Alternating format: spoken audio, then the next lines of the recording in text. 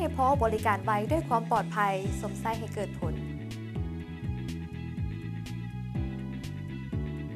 สวัสดีท่านผู้ชมที่เคารพขอต้อนรับท่านผู้ชมเข้าสู่รายการไฟฟ้าลาวเพื่อการพัฒนารับหน้าที่ดำเนินรายการโดยข้าพเจ้าสมภาพรสุวรรณามรายการไฟฟ้าลาวเพื่อการพัฒนาเป็นรายการหนึ่งที่จะนำเสนอข้อมูลข่าวสารและการเคลื่อนไหวบรรดาเวียกงานต่างๆของรัฐวิสาหกิจไฟฟ้าลาวและนอกจากนั้นแล้วก็ยังจะนำเสนอเป็นสาระความรู้ดีๆเกี่ยวกับการสวมใส่ไฟฟ้าซึ่งในมื้อนี้รายการของพวกเราก็มีข้อมูลข่าวสารหลากหลายข่าวที่น่าสนใจที่จะมานำเสนอให้กับท่านผู้ชมได้ติดตามรับชมกันส่วนจะมีข่าวใดแน่นั่นไปติดตามรับชมพร้อมกันเลย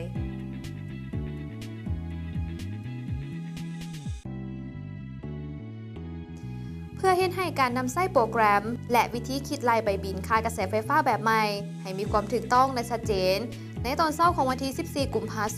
2019 อยู่ที่ศูนย์ฝึกอบรมไฟฟ้าลาวโศกป่าหลวงนครหลวงเวียงจันทร์ได้มีพิธีเปิดศูนย์ฝึกอบรมการคิดรายใบบินค่ากระแสไฟฟ้าในรูปแบบใหม่ขึ้นโดยการเป็นประธานของทานบุญมามณีวงศ์รองผู้อำนวยการรัฐวิสาหกิจไฟฟ้าลาวจุดประสงค์ของการเปิดศูนย์ฝึกอบรมในครั้งนี้แม่นเพื่อยกสูงความรู้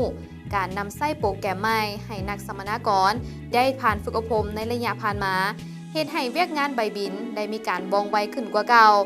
รัฐวิสาหกิจไฟฟ้าลาวได้มอบให้โรงการไอทีสมทบกับบริษัท PwC เพื่อให้การบริการมีความทันสมัยสมกับคำขวัญที่สนองไฟให้พอบริการไวด้วยความปลอดภัยสมใส่ให้เกิดผลและการฝึกอบรมแม่นดำเนินไปเป็นเวลา 2 วันจึงปิดลง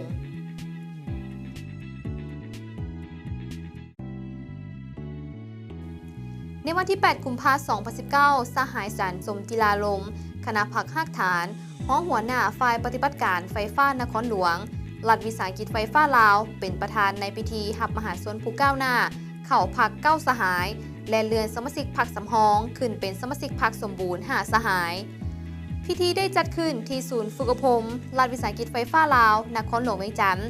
มีสหายเลขาหน่วยพักบริหาร1หน่วยพักศูนย์ฝึกซ่อมแปลงหน่วยพักนครหลวง2หน่วยพัก4ตัวเมือง2หน่วยพัก4ตัวเมือง3และหน่วยพัก4ตัวเมือง4พร้อมสมาชิกพรรคสมบูรณ์และสำรองเข้าร่วมในพิธีแต่ละสหายเลขาแต่ละหน่วยพักได้ขึ้นอ่านขอตกลงรับเอามหาชนผู้ก้าวหน้าและสมาชิกพรรคสำรองเลื่อนเป็นสมบูรณ์พร้อมทั้งมอบขอตกลงให้แต่ละสหายและได้รับฟังการโอ้ล้มของสหายจันสมพิลาลมคณะพรรคหักฐานรัฐวิสาหกิจไฟฟ้าลาวและพิธีก็ได้ปิดลงในวันเดียวกัน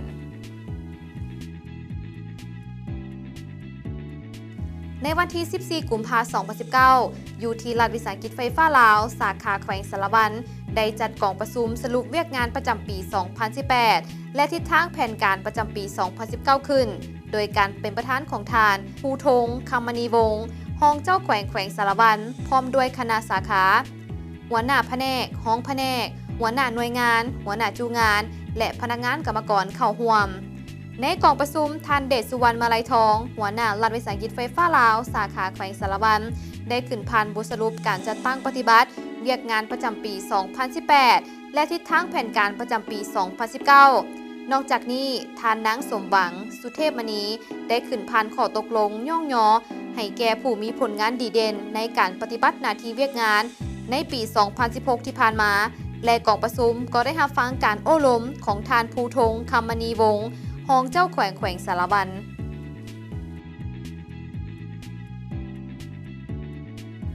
ในวันที่ 12 กุมภาพันธ์ 2019 แผนกประชาสัมพันธ์นำโดยสหายเพชรสมรจันทบุญบุญหัวหน้าแผนกประชาสัมพันธ์และแผนกภายในรัฐวิสาหกิจไฟฟ้าลาวสาขาแขวงบัวแก้วได้ลงเฮ็ดเวียกโฆษณาประชาสัมพันธ์อยู่บ้านจอมจุกและบ้านห้วยสลาเมืองห้วยทรายแขวงบัวแก้วเข้าร่วมโดยทานเจงลี่รองนายบ้านและพ่อแม่ประชาชนเข้าร่วมการลงเฮ็ดเวียกประชาสัมพันธ์ในครั้งนี้ได้นำเอาบรรดาข้อกำหนดกฎระเบียบขั้นตอนการจดตัวเลขหมอนไฟและใบบินราคาไฟฟ้าพร้อมนี้ยังได้นำเอาบทเรียนในการสวมใช้ไฟฟ้าให้มีความประหยัดในการนำใช้กระแสไฟฟ้าเข้าในชีวิตประจำวันของตนและให้มีความปลอดภัยนอกจากนี้กองประชุมยังได้แลกเปลี่ยนบทเรียนในการนำใช้ไฟฟ้าผ่านมาและบรรดาข้อข้องใจต่างๆ ในคอร์สบริการไฟฟ้าที่ผ่านมา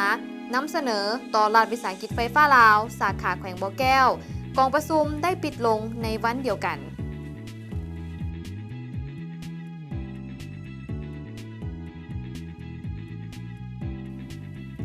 ในวันที่ 11 กุมภาพันธ์ 2019 ทานสุมุนทาบุญเลื่อมหัวหน้ารัฐวิสาหกิจไฟฟ้าลาวสาขาแขวงเชียงขวางได้นำพาคณะไปอวยพรท่านจิงเฟืองเจิ้มหัวหน้าบริษัทไฟฟ้าแขวงเงอานสาธารณรัฐสังคมนิยมเวียดนามเนื่องในโอกาสบุญปีใหม่ในโอกาสนี้ท่านสุมุนทาบุญเลื่อมได้ต่างหน้าให้พนักงานและกรรมกรรัฐวิสาหกิจไฟฟ้าลาวได้มอบกระตาของขวัญพร้อมทั้งได้อวยพรไซอันประเสริฐแก่ทานจิงเฟืองเจิมหัวหน้าบริษัทไฟฟ้าแขวงเงอานพร้อมด้วยภรรยาและพนักงานจงมีความผาสุกมีพลานามัยแข็งแรงมีผลสำเร็จใหม่ในหน้าที่เวียกงานและท่านก็ได้กล่าวสมเสยผลสำเร็จที่ญาติมาได้ในหลายด้านของไฟฟ้าแขวงเงอานเป็นต้นแม่นการดำเนินธุรกิจของเขตไฟฟ้าในปี 2018 ที่ผ่านมาตีราคาสูงและอวยพรให้สายพัวพันมิตรภาพความสามัคคีแบบพิเศษและการหัวมือรอบด้านระหว่างรัฐวิสาหกิจไฟฟ้าลาวสหบริษัทไฟฟ้าเวียดนามจงเจริญงอกงามและมั่นคงทะนงแก่นตลอดไปในโอกาสเดียวกันท่านจีเฟืองเจิมหัวหน้าบริษัทไฟฟ้าแขวงเงอานก็ได้กล่าวแสดงความขอบใจต่อคำอวยพรไซอันประเสริฐความปรารถนาดีได้ตีราคาสูงต่อการพัวพันหัวมือระหว่างสองฝ่ายหวังยังยิ่งว่าสายพัวพันมิตรภาพอันยิ่งใหญ่ลาวเวียดนามแม่นนับมือจะได้รับการพัฒนาสืบทอดหุ้นคนต่อๆไปในทั้งสองประเทศ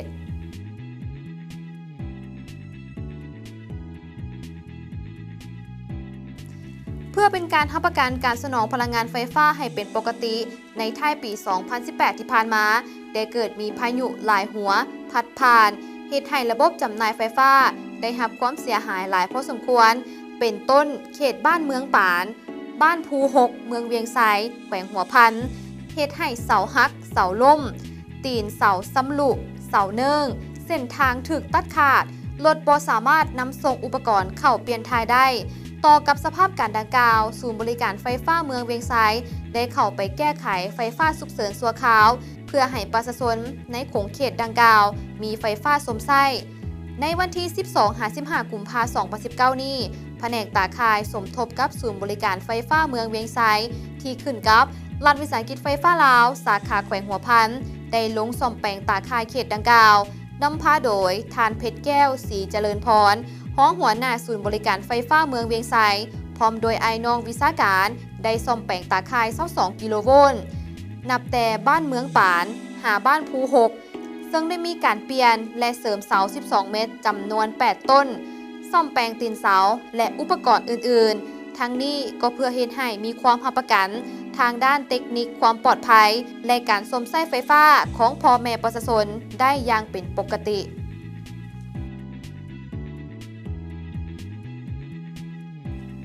ในวันที่ 18 กุมภาพันธ์ 2019 ทานสมคิดสุทธิวงศ์หัวหน้ารัฐวิสาหกิจไฟฟ้าลาวสาขาแขวงอุดมไซได้เป็นประธานกองประชุมสรุปรายงานประจำปี 2018 วางทิศทางแผนการปี 2019 อยู่รัฐวิสาหกิจไฟฟ้าลาวสาขาแขวงอุดมไซมีคณะสาขาหัวหน้าแผนกหัวหน้าศูนย์บริการไฟฟ้าเมืองตลอดฮอดพนักงานวิชาการเข้าร่วม 75 คน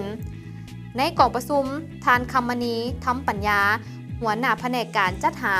ได้ขึ้นผ่านทางบทสรุปการจัดตั้งปฏิบัติเวียกงานประจำปี 2018 และผ่านแผนการประจำปี 2019 จากนั้นกองประชุมได้ประกอบคำคิดคำเห็นใส่บทสรุปอย่างเป็นขบวนฟดฟื้นในตอนท้ายทานประธานกองประชุมก็ได้มีคำเห็นต่ออ้ายน้องพนักงานกรรมกร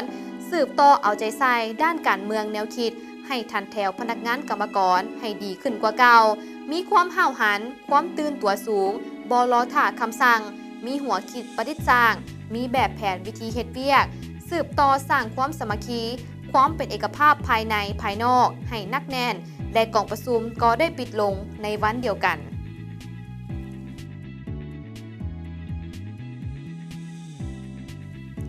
ในวันที่ 12 กุมภาพันธ์ 2019 ที่ผ่านมาทานเวชสุวรรณ จันทร์พิมพาหัวหน้าศูนย์บริการไฟฟ้าเมืองปากสันได้เป็นประธานร่วมกับทานคารพันธวงศ์นายบ้านปากสัน เปิดกองประชุมประชาสัมพันธ์เผยแพร่ข้อกำหนดกฎระเบียบของไฟฟ้าลาวให้อำนาจการปกครองบ้านก็คือพ่อแม่ประชาชนซึ่งพิธีดังกล่าวแมนได้จัดขึ้นอยู่ห้องประชุมบ้านปากสันเมืองปากสันแขวงบริคำไซจุดประสงค์เพื่อเฮ็ดให้พ่อแม่ประชาชนในเขตดังกล่าวได้รับรู้และเข้าใจเกี่ยวกับการนำใช้กระแสไฟฟ้าให้มีความถูกต้องประหยัดและปลอดภัยโดยเฉพาะแม่นบรรดาข้อกำหนดกฎหมายระเบียบการคุ้มครองต่างๆของทางไฟฟ้าลาวซึ่งได้มีการนำเสนอเกี่ยวกับภาระบทบาทของรัฐวิสาหกิจไฟฟ้าลาวสาขาแขวงบริคำไซและศูนย์บริการไฟฟ้าประจำเมืองหลักการประหยัดไฟฟ้าขั้นพื้นฐานการประชาสัมพันธ์ในครั้งนี้ก็เป็นเวทีหนึ่งให้แก่อำนาจการปกครองบ้านปากสันก็คือพ่อแม่ประชาชนได้สามารถแสดงความคิดเห็นบรรดาคำถามจอจิ้มเกี่ยวกับเวียกงานการบริการเพื่อนำไปปรับปรุงแก้ไขให้ดีขึ้นเทอละก้าวในตอนท้ายของกองประชุมยังได้ลิ่นกิจกรรมร่วมกับพ่อแม่ประชาชนเพื่อแจกของทีละนึกจากไฟฟ้าลาว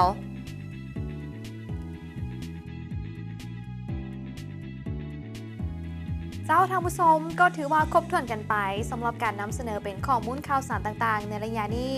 ท่านผู้ชมเอาเป็นว่าตอนนี้ไปพักกันก่อนและระยะต่อไปเป็นระยะของสกู๊ปข่าว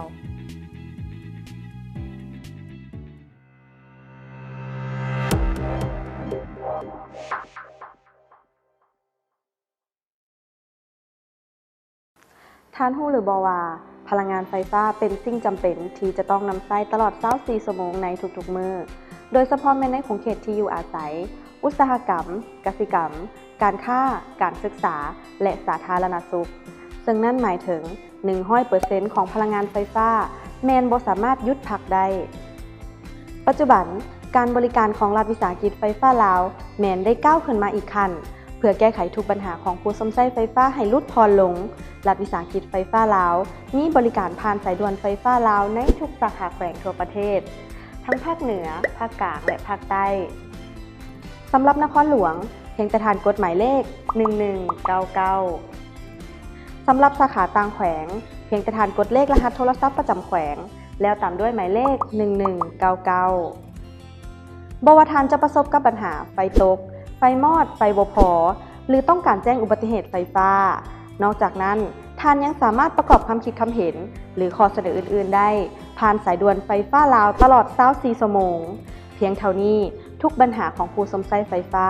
ก็จะไปถึงพนักงานคอร์ดบริการของรัฐวิสาหกิจไฟฟ้าลาวในทุกพื้นที่ทั่วประเทศ Call Center ไฟฟ้าลาว1199ยินดีให้บริการตลอด24ชั่วโมง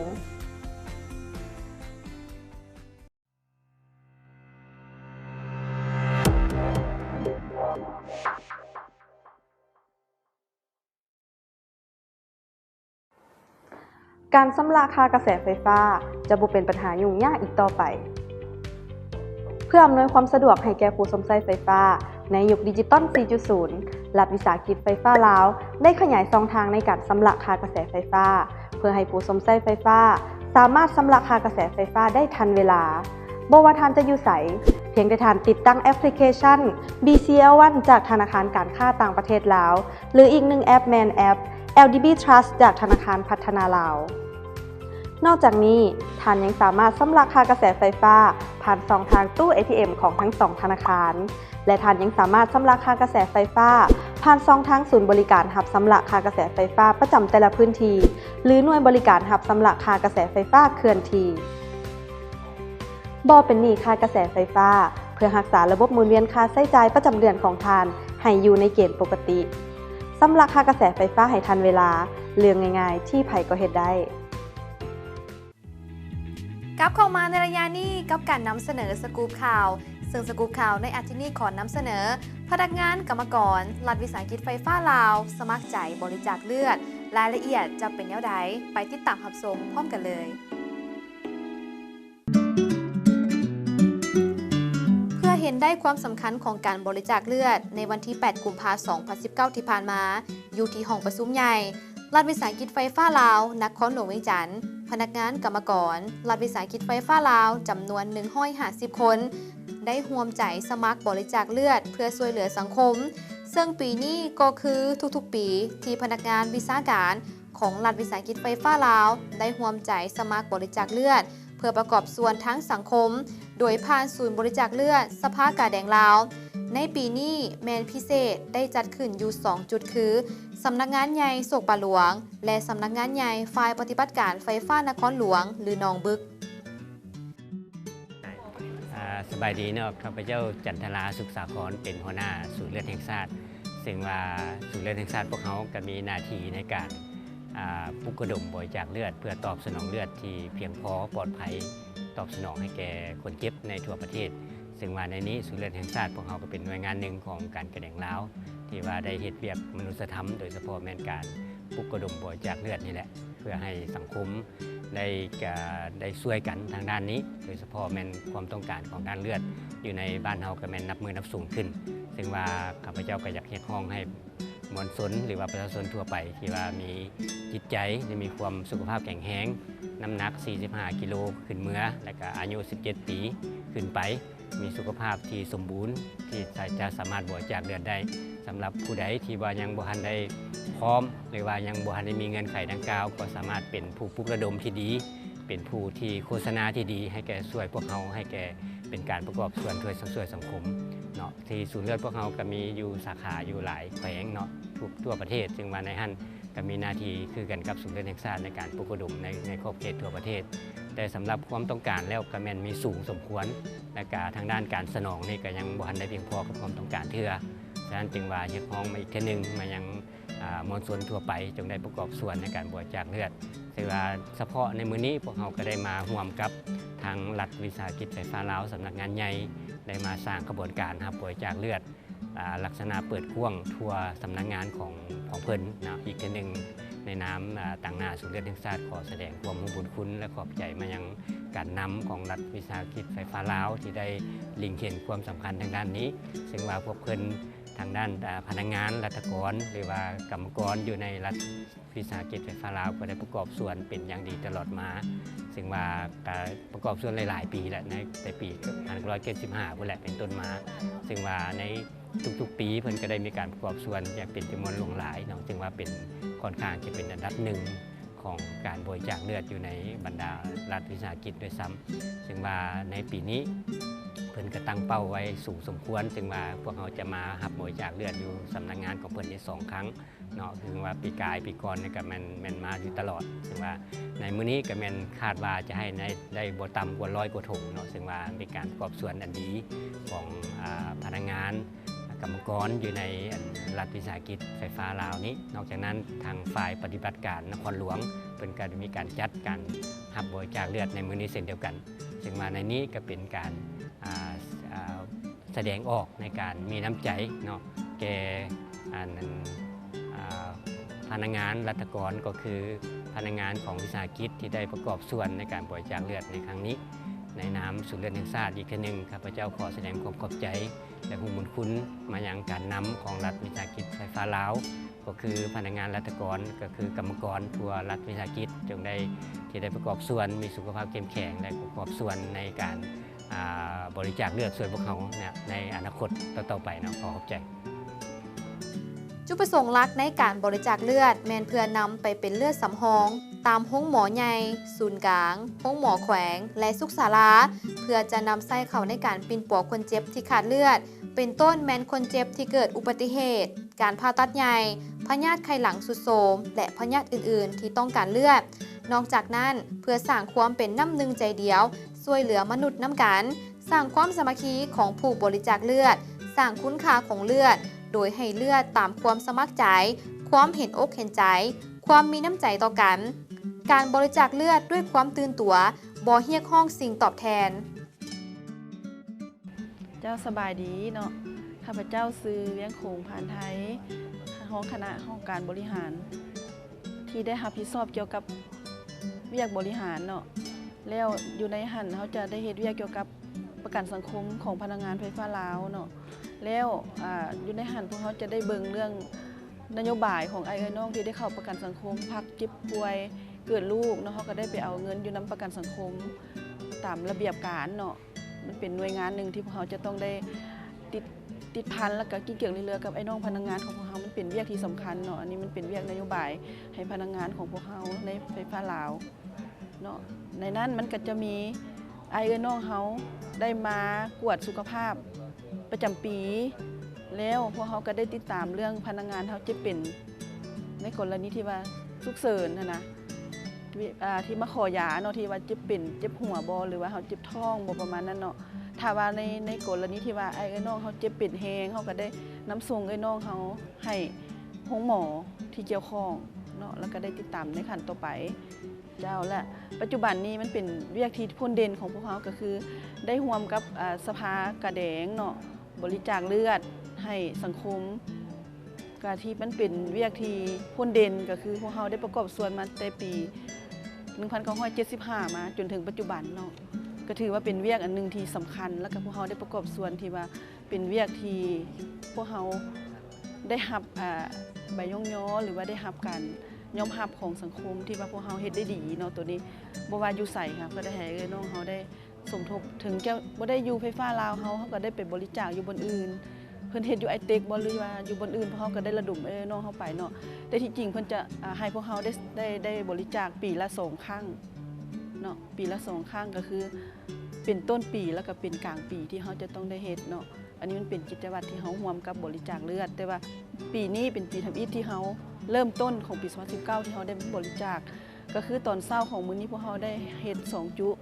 ก็คือจุดหนึ่งก็คือรับอยู่นครหลวงอยู่หนองบึกเนาะและจุดนี้เป็นจุดใหญ่อยู่ตึกสำนักงานใหญ่เขาก็เลยว่ามันผู้ที่มากวดหันมีจำนวน150แต่ว่าเขากวดได้เขาได้เลือดนะ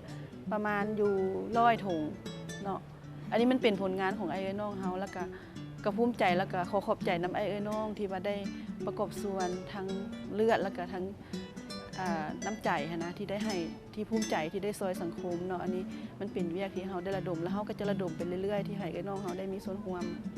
แม่ก็ขอบใจเนาะข้าพเจ้าขอบใจหลายๆเนาะที่ไอ้น้องเขามีส่วนร่วมเจ้าขอไว้ใส่ให้พรให้ไอ้น้องเขาที่มีจิตใจมาบริจาคเลือดให้มีสุขภาพแข็งแรงแล้วก็ที่ว่าได้ซอยสังคมเล็กๆน้อยๆก็ถือว่าเป็นกำลังใจอันนึงที่พวกเขาได้ประกอบส่วนแล้วก็ภูมิใจเนาะขอสมเสยแล้วก็หวังว่าเขาจะได้สืบโตกันต่อไปเรื่อยๆเจ้าขอบใจเจ้าสมัยดีค่ะพระเจ้าซื้อนางมณีจันทร์สุขแสงอินทวงศ์มาจากฝ่ายปฏิบัติการไฟฟ้าเหนือใต้ที่ได้มาบริจาคเลือดเป็นทั้งทำอิฐและก็อยากเชิญชวนผู้ที่ยังพอได้บริจาคให้เข้ามาร่วมในบริจาคเพื่อจะได้ช่วยประชาชนที่ว่าเกิดอุบัติเหตุเจ็บเป็นยุ่งหมอหรือว่าต้องการเลือดด่วนเจ้าหวังว่าเลือดที่ข้าพเจ้าได้บริจาคไปเนาะให้ประชาชนที่ว่าเกิดอุบัติเหตุหรือว่าต้องการเลือดด่วนทุกคนต้องการเลือดมาทุกคนขอให้ประชาชนหรือว่าเลือดที่ข้าพเจ้าเลือดเม็ดแต่น้อยนึงก็ยาแต่ก็ได้ซอยแต่ก็ภาคภูมิใจข้าพเจ้าศักดาพรเวริศาสตร์เนาะมาจากภาคส่วนของการขนส่งภายในไฟฟ้าลาวที่เองเนาะรัฐวิสาหกิจไฟฟ้าลาวเนาะได้จัดงานครับบริจาคเลือดเนาะเพื่อช่วยเหลือสังคมข้าพเจ้าได้ร่วมบริจาคเลือดเนาะในครั้งนี้เป็นครั้งที่14แล้วเนาะเลือดสำคัญเนาะสำคัญในการคนเจ็บที่ต้องการเลือดด่วนเนาะหรือว่าในการเกิดอุบัติเหตุต่างๆหรือว่าผู้ที่ต้องการใช้เลือดเนาะก็สามารถมีส่วนร่วมเนาะข้าพเจ้าก็มีความยินดีเนาะในการบริจาคเลือดในครั้งต่อๆไปเจ้าท่านผู้ชมและที่ผ่านไปนั่นก็เป็นการร่วมใจกันบริจาคเลือดเพื่อช่วยเหลือคนเจ็บของพนักงานกรรมกรรัฐวิสาหกิจไฟฟ้าลาวท่านผู้ชมเอาเป็นว่าตอนนี้ไปพักกันก่อนรายงานต่อไปเป็นรายงานของสารานาฮู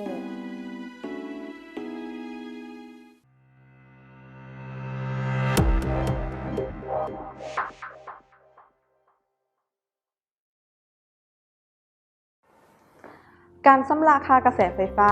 จะบ่เป็นปัญหายุ่งยากอีกต่อไปเพื่ออำนวยความสะดวกให้แก่ผู้ใช้ไฟฟ้าในยุคดิจิตอล 4.0 รัฐวิสาหกิจไฟฟ้าลาวได้ขยายช่องทางในการชำระค่ากระแสไฟฟ้าเพื่อให้ผู้ใช้ไฟฟ้าสามารถชำระค่ากระแสไฟฟ้าได้ทันเวลาบ่ว่าท่านจะอยู่ไสเพียงแต่ท่านติดตั้งแอปพลิเคชัน BCL1 จากธนาคารการค้าต่างประเทศลาวหรืออีกหนึ่งแอปแมนแอปLDB Trust จากธนาคารพัฒนาลาวนอกจากนี้ท่านยังสามารถชำระค่ากระแสไฟฟ้าผ่านช่องทางตู้ ATM ของทั้ง2ธนาคาร และท่านยังสามารถชำระค่ากระแสไฟฟ้าผ่านช่องทางศูนย์บริการรับชำระค่ากระแสไฟฟ้าประจำแต่ละพื้นที่หรือหน่วยบริการรับชำระค่ากระแสไฟฟ้าเคลื่อนที่บ่เป็นหนี้ค่ากระแสไฟฟ้าเพื่อรักษาระบบหมุนเวียนค่าใช้จ่ายประจำเดือนของท่านให้อยู่ในเกณฑ์ปกติชำระค่ากระแสไฟฟ้าให้ทันเวลาเรื่องง่ายๆที่ไผก็เฮ็ดได้สูบปิดไฟฟ้าเด้อ ไฟฟ้าหวะ เจ้า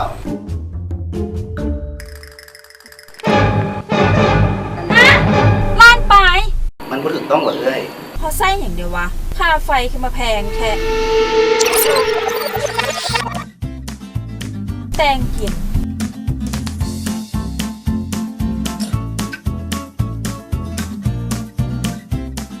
ลูกหลานเล่นเกมซักเครื่อง รีดเครื่อง เบิ่งโทรทัศน์ ตากแอร์ประมาณ20 องศา เอาหนังไปใส่เอื้อย มันเปลืองไปหลายผู้บอ ผู้ตนผินไฟมานี่แหละ ลาดไป การนำใช้ไฟฟ้าแบบสิ้นเปลืองโดยบ่มีประโยชน์ก่อให้โทษแก่และรับของทาน มาร่วมกันประหยัดพลังงานไฟฟ้าเริ่มจากตัวเฮาเอง ปิด ถอด มอด เมื่อบ่ใช้งาน ด้วยความปรารถนาดีจากรัฐวิสาหกิจไฟฟ้าลาว กลับเข้ามาในระยะนี้กับการนำเสนอสาราหนาฮู้ซึ่งสาราหนาฮู้ในอาทิตย์นี้จะนำเสนอเกี่ยวกับการนำไส้ไฟฟ้าแนวใดให้มีความถูกต้องปลอดภัยและก็ประหยัดไปติดตามรับชมพร้อมกันเลย สารานาฮูตอนสวิกตัดตอนสนิทคัดเอาโอ้ยมือเศร้านี่นะเขาเบิกข่าวเบิกวิสัยอยู่แล้วนะครับเป็นยังแล้วบัดนี้มีแต่ข่าวไฟไหม้มาสั่นย้อนสาเหตุอย่างไฟฟ้าลัดวงจรโอ้แล้วเขาก็เพิ่งฟื้นลงไฟบ้านเขากับธรรมดาแล้วล่ะยังใช้ได้ปกติอยู่ไม่ใช่บอกแต่เขาว่าคัดเอาเจ้าเนี่ยปกติแล้วดำไปเส้นละอันตรายสุดเท่อะแต่ว่ามันกันฟื้นไฟแล้วยังใช้ได้อยู่เลยล่ะแมนอยู่มันใช้ได้ปกติแต่มือหน้ามันอาจจะไฟไหม้ลัดวงจรเหตุให้เกิดอัคคีภัยได้มันเป็นแบบสภาพแบบนั้นแล้วเราควรเปลี่ยนรถเราสิซื้อมาเปลี่ยนใหม่ก็ใช่ควรซื้อได้แล้ว สวิกตัดตอนสนิทคัดเอา 1. ต้องมีสภาพดีบ่แตก 2. ต้องใส่ฟิวให้ถือขนาดและต้องเป็นแบบก้ามปู 3. ห้ามใส่วัตถุอื่นใส่แทนฟิวเพราะอาจจะเฮ็ดให้ไฟฟ้าลัดวงจรได้ 4. ขั้วต่อสายที่คัดเอาต้องแน่นและใส่ให้ถูกต้องตามกำลังไฟที่ใช้งาน 5. ใบมีดของคัดเอาเวลาซับใช้งานจะต้องแน่นพอดีบ่หลม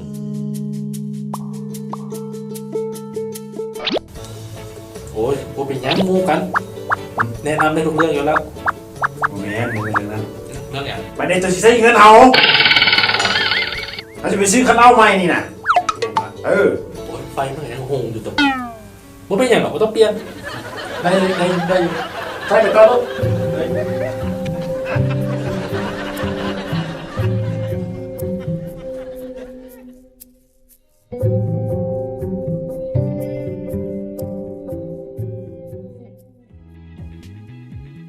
เจ้าทางผู้ชมก็ถือว่าครบถ้วนกันไปสำหรับการนำเสนอเป็นข้อมูลข่าวสารต่างๆและก็สาระความรู้ดีๆที่ทางรายการของพวกเราได้นำมาเสนอให้กับทางผู้ชมได้ติดตามรับชมกันเป็นประจำซึ่งมาฮอดตอนนี้เวลาของทางรายการก็ใกล้จะสิ้นสุดลงแล้วซึ่งทางผู้ชมสามารถติดตามรับชมรายการไฟฟ้าลาวเพื่อการพัฒนาทางโทรภาพป้องกันความสงบลาว PSTV และนอกจากนั้นทางผู้ชมก็ยังสามารถติดตามข้อมูลเพิ่มเติมได้ที่ www.edl.com.la ข้าพเจ้าสมภาพรสุวรรณามพร้อมโดยทีมงานต้องขอลาทางผู้ชมไปก่อนพบกันได้ไหมในอาทิตย์หน้าสำหรับมื้อนี้สบายดี